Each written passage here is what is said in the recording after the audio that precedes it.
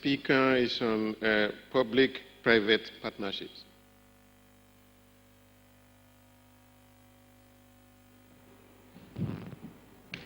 Good morning, everyone. My name is Liz Wilson. I'm from Imperial College in London. And I'm going to talk to you a little bit about better benefiting the poor through public-private partnerships for innovation and action, which is the session that I was privileged to join yesterday. Just a bit of background, the session was convened by Farming First.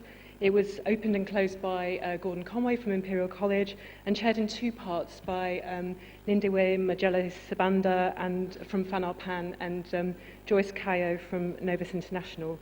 And my co-rapporteur was Thomas Price from FAO, who unfortunately isn't able to join us today. We had a very lively discussion, and we had the privilege of being joined by several people who had success stories and case studies around public-private partnerships.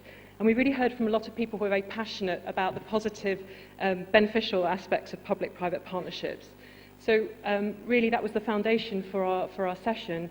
And so we decided to focus on how we can ensure public-private partnerships might be successful.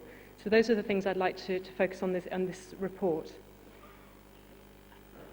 It may sound like a truism, but we all agreed that information was key. You need to keep things simple and clear to all the people involved. So a great deal of transparency was really very important. And also, it may sound like an obvious point, but we really stress the need that there has to be viable public and private sectors in the context in which you're trying to develop these partnerships. And without those, really, it's going to be very difficult to move forward.